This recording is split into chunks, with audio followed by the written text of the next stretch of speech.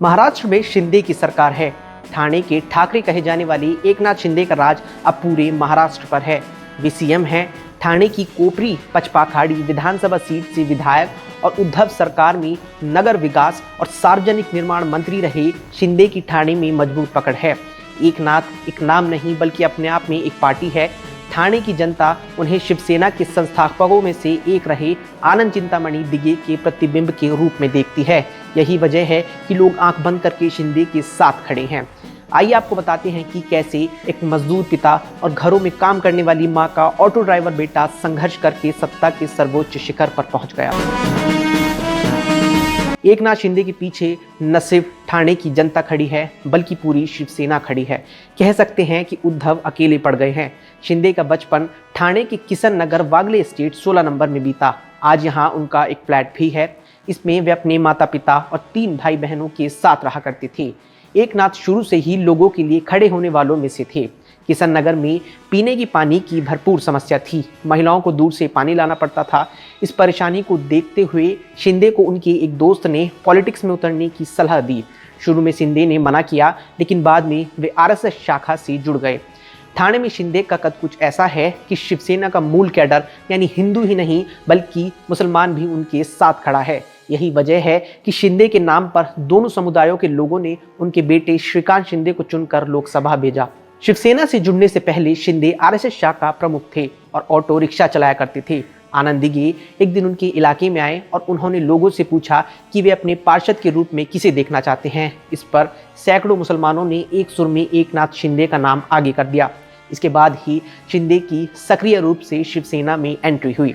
शिंदे आज भले ही महाराष्ट्र के सीएम बन गए हैं, लेकिन एक वक्त ऐसा भी था जब उनके घर की आर्थिक स्थिति बेहद कमजोर थी। उनके पिता संभाजी शिंदे एक गत्ते की कंपनी में और मां घरों में काम किया करती थी। इतनी गरीबी के बावजूद शिंदे ने कभी कोई गलत रास्ता नहीं चुना और हमेशा अपनों की मदद के लिए तैयार रहते थे। बात है 2 जून साल 2000 की। एकनाथ शिंदे अपने 11 साल की बेटे दीपेश और 7 साल की बेटी शुभदा के साथ सतारा गए थे।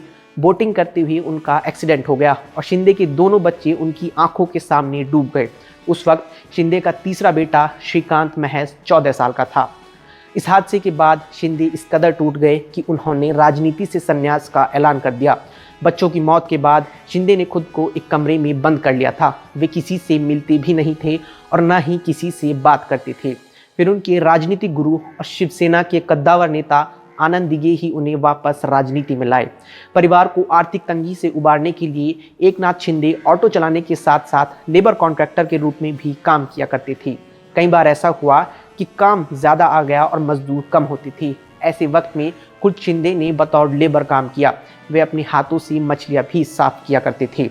एकनाथ शिंदे की लाइफ में एक वक्त ऐसा भी आया जब उनकी आवाज़ तकरीबन 15 दिनों तक चली गई। ये वक्त 2014 की लोकसभा चुनावों का था।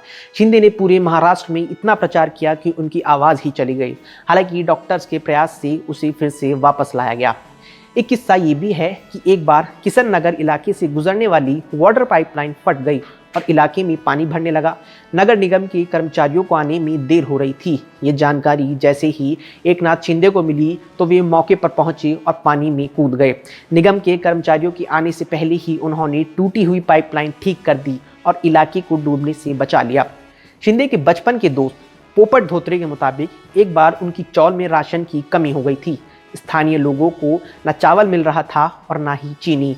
ये जानकारी जब एकनाथ शिंदे को हुई तो वे सीधे इन्हें पैक करने वाली कंपनियों के गोदाम में पहुंचे और वहां से राशन उठाकर कमला नगर में रहने वालों तक पहुंचाया।